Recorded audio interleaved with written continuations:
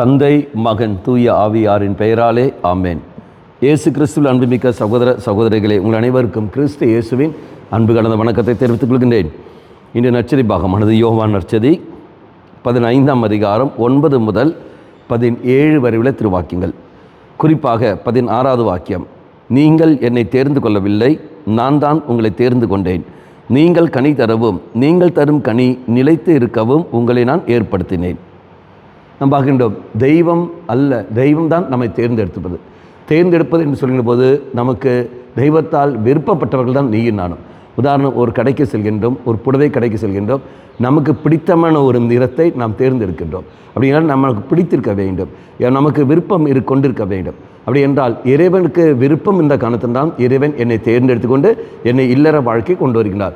இறைவனுக்கு விருப்பம் இருக்கிற காரணத்தில்தான் இறைவன் என்னை தேர்ந்தெடுத்துக்கொண்டு எனக்கு துறவற வாழ்க்கை தந்திருக்கிறார்.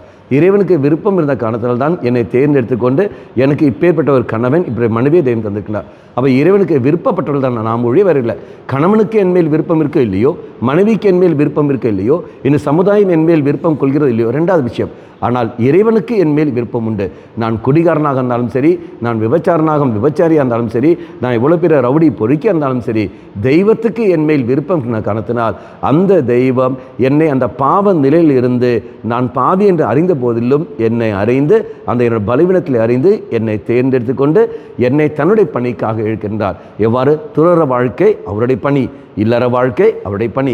இந்த கணவனுக்காக நாம் மனைவியாக இருந்து கொண்டு அவர் பணி செய்ய வேண்டும். இந்த மனைவிக்காக நான் கணவனாக இருந்து கொண்டு நாம் பணி செய்ய வேண்டும். இந்த பிள்ளைகளுக்காக நாங்கள் பெற்றோராக இருந்து கொண்டு இந்த பணியை செய்ய வேண்டும். இந்த பெற்றோர்களுக்காக நாங்கள் பிள்ளைகளாக இருந்து கொண்டு நான் இந்த பணியை செய்ய வேண்டும். இதை நாம் பார்க்கின்றோம். அப்போ எல்லாமே இறைவனுடைய அழைத்தல், இறைவனுடைய விருப்பம் தான் ஒழிய வேறு எதுவும் இல்லை.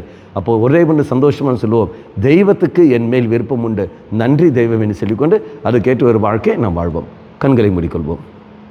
நல்லவனாய் தெய்வமே, நீ தான் என்னை தேர்ந்தெடுத்திருக்கின்றீர். நீர் என் மேல் அந்த அளவுக்கு அன்பு வைத்திருக்கின்றீர்.